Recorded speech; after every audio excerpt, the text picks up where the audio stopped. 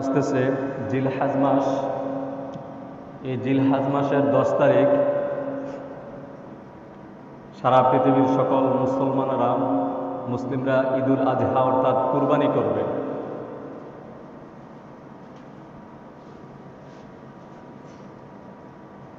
নয় জিলহজ যারা হজ আদায় করবে তারা আরাফার ময়দানে উপস্থিত হবে। রাসূল আকরাম সাল্লাল্লাহু আলাইহি ওয়াসাল্লাম বলেছেন, সহিহ মুসলিমের হাদিস,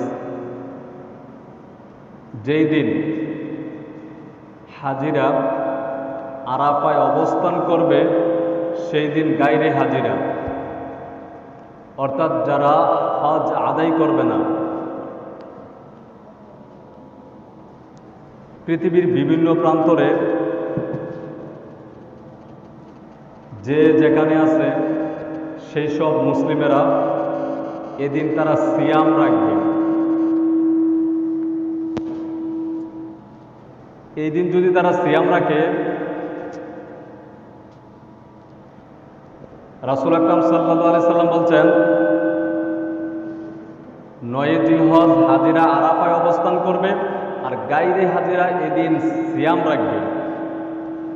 যদি কেউ এদিন সিয়াম রাখে তাহলে আল্লাহ সুবহানাহু ওয়া তাআলা তার সামনে পিছনের 2 বছরের গুনাহ মাফ করে দেন। সুবহানাল্লাহ। অর্থাৎ সামনের 1 বছর এবং পিছনের 1 বছর, এই 2 বছরের গুনাহ আল্লাহ সুবহানাহু ওয়া তাআলা তাকে ক্ষমা করে দিয়ে থাকেন। সুবহানাল্লাহ। তো আমরা সবাই এই সিয়ামটা রাখার চেষ্টা করি। এটা হচ্ছে 9 জিলহজ অর্থাৎ বাংলাদেশে আমরা যেদিন কুরবানি করি এর 2 দিন আগে। আবারও বলার চেষ্টা করি, বোঝার চেষ্টা করেন, রাসূল আকরাম সাল্লাল্লাহু আলাইহি ওয়াসাল্লাম এখানে তারিখ নির্ধারণ করেন নাই। রাসূল আকরাম সাল্লাল্লাহু আলাইহি ওয়াসাল্লাম বলছেন, যেই দিন হাজিরা আরাফায় অবস্থান করবে সেই দিন গায়রে হাজি যারা হজ আদায় করে না, অর্থাৎ ওই বছর ওই মুহূর্তে হজে নাই, ওই দিন তারা কি করবে? যারা গায়রে হাজি তারা সিয়াম আদায় করবে। তাহলে বোঝা যায় যেই দিন সিয়াম মানে যেই দিন হাজিরা আরাফা অবস্থান করবে ঠিক সেই দিনে আমাদেরকে সিয়াম রাখতে হবে। আমাদের দেশে অনেকে দেখা যায় এর পরের দিন রাখে, অথচ আহলে হাদিসদের অন্যতম একজন আলেম, যিনি সৌদি আরব ধাম্মামের কালচার সেন্টারের প্রধান মতিউর রহমান মাদানী, তিনি একবার এক লেকচারে বলেন যে বাংলাদেশে অনেক মুসলমান দেখা যায় পরের দিন তারা সিয়াম রাখে, অথচ সেই দিন একজন মানুষও সেখানে অবস্থান করে না।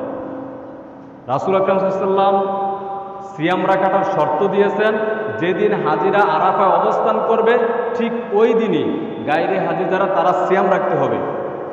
তো মতিউর রহমান মাদানী বলেন যে বাংলাদেশে তারা বেশিরভাগ, সবাই না, বেশিরভাগ মানুষ যেদিন সিয়াম রাখে সেদিন আরাফায় একজন মানুষ অবস্থান করে না, তাহলে তাদের সিয়ামটা কিভাবে হবে? তো আমরা চেষ্টা করি যে সৌদি আরব যেদিন, এখন বর্তমানে টিভির মধ্যে আমরা দেখতে পারি হজ সরাসরি লাইভ দেখায়, তো আমরা যেদিন দেখব বা জানবো যে আগামীকাল বা আজকে এদিন কি করতেছে, হাজিরা আরাফা অবস্থান করবে, এদিন রাত্রে আমরা খাবো, সেই রেখে আমরা এদিন কি করব? সিয়াম রাখার চেষ্টা করব। এটা সহিহ মুসলিমের হাদিস। ফজিলত আমরা একটু আগে শুনেছি, আবারও শুনি নেই। রাসূল আকরাম সাল্লাল্লাহু আলাইহি ওয়াসাল্লাম বলছেন যে এই সিয়ামটা যে রাখবে, আল্লাহ রাব্বুল আলামিন তার সামনের 1 বছর এবং পিছনের 1 বছর, এই 2 বছরের গুনাহ খাতা ক্ষমা করে দেন। সুবহানাল্লাহ। তাহলে আমরা এই অন্তত 2 বছর, সামনে পিছনের 2 বছরের জন্য আমরা নিষ্পাপ হয়ে যেতে পারি। এরপর আসতেছে আমাদের জন্য ঈদুল আজহা, একটি মহান